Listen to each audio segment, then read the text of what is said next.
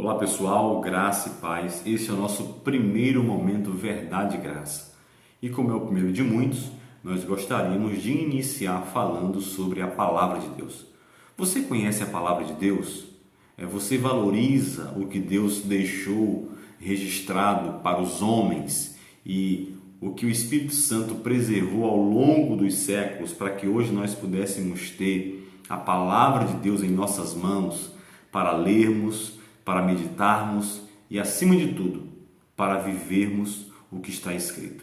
Esse é o desafio de todo cristão. Não apenas ler e meditar, aprender, conhecer, mas, acima de tudo, viver o que diz as Escrituras. Dentro dessa proposta, eu queria trazer para você, de forma breve, um resumo de todas as Escrituras Sagradas.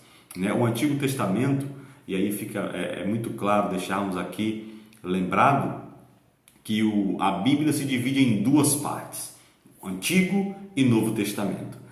O Antigo Testamento se divide em quatro partes.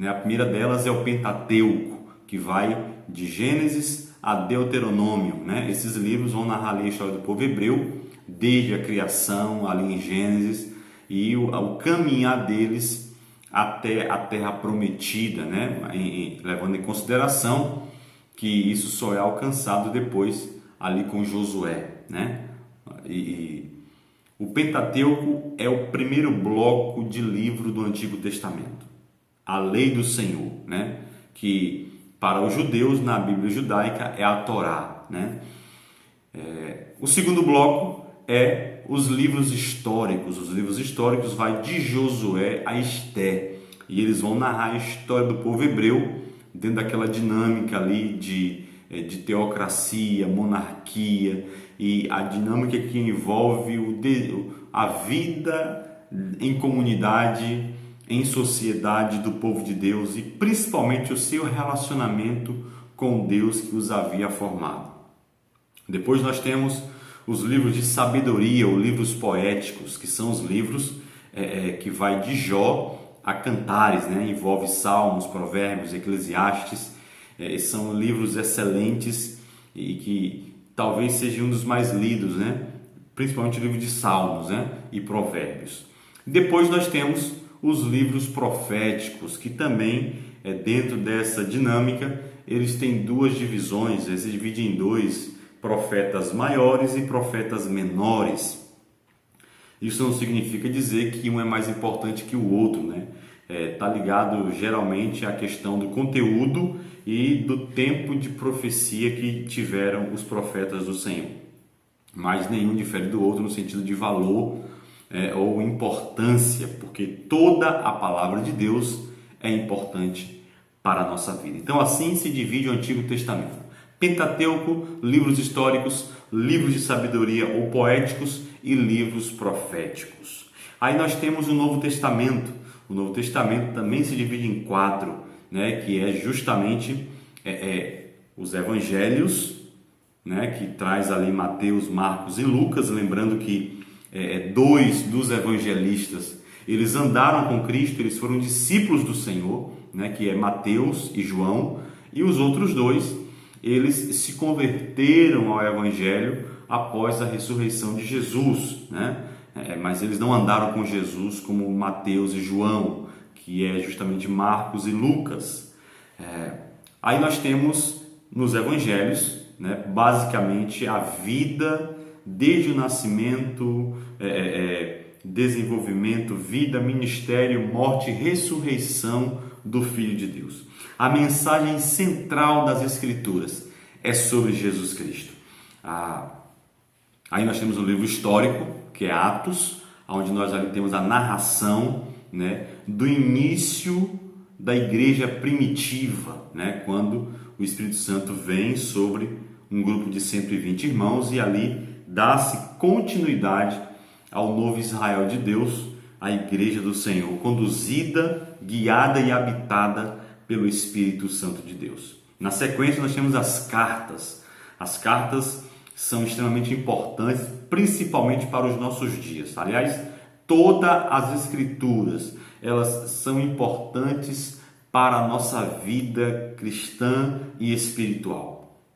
As cartas também têm uma divisão, elas se dividem em 3 partes também, né? Nós temos as cartas gerais ou universais, temos as cartas da prisão e as cartas pastorais. As cartas pastorais foram escritas pelo apóstolo Paulo e dirigidas a jovens pastores para que eles pudessem não apenas saber como se conduzir, né, perante a igreja e a sociedade, mas também como conduzir a igreja do Senhor em tempos de adversidade e principalmente como alimentar o rebanho do Senhor. As cartas da prisão foram cartas que Paulo escreveu quando estava preso por causa da pregação do Evangelho. Essas cartas elas foram extremamente importantes para as igrejas aonde Paulo direciona aquelas cartas, porque elas têm aplicações, como toda a palavra de Deus, muito propícia para os nossos dias. Então essas cartas elas são de extrema importância. Alguns estudiosos vão dizer que se Paulo não estivesse sido preso, né, nós não teríamos as pérolas que temos, que foram as cartas da prisão. E por último, o livro do Apocalipse, que é um livro profético, é um livro escatológico, porque vai narrar as últimas coisas ou os últimos acontecimentos. O livro do Apocalipse não foi escrito para trazer medo sobre o povo ou insegurança ao lê-lo. Pelo contrário, o livro do Apocalipse foi escrito, registrado por João, o qual teve visões da parte de Deus, e o próprio Cristo, né, diz que ele devia registrar o que ele estava vendo, o que Deus estava mostrando a ele por meio do Senhor Jesus Cristo. E aquilo era para trazer segurança ao coração de um povo que estava sendo perseguido e muitos estavam retrocedendo, estavam abandonando a fé, achando que Cristo os havia abandonado. Então assim se divide as Escrituras, Antigo e Novo Testamento. Antigo Testamento, Pentateuco, livros históricos, livros de sabedoria, livros proféticos. Novo Testamento, Evangelhos, livro histórico, que é o livro de Atos, as cartas, né, ou as epístolas, e o livro do Apocalipse, que é o livro da Revelação. Antigo Testamento, 39 livros. Novo Testamento, 27 livros. Num total de 66 livros ao todo. É interessante que esses livros, eles se comunicam, e esses livros foram escritos numa média aí aproximadamente de 100 anos de um para o outro, né? Alguns até com tempo maior de tempo de um para o outro. E esses personagens, eles foram guiados e inspirados pelo Espírito Santo de Deus. Então a palavra de Deus não apenas é confiável, ela é a verdade absoluta que Deus deixou para o seu povo, para conduzir a vida do seu povo em tudo aquilo que o povo de Deus faz e realiza. A Bíblia é o nosso manual, a nossa regra de fé e prática. Espero que de alguma forma eu tenha te ajudado ou despertado o teu coração para você compreender a cada dia e desenvolver uma vida de relacionamento com Deus por meio da sua palavra.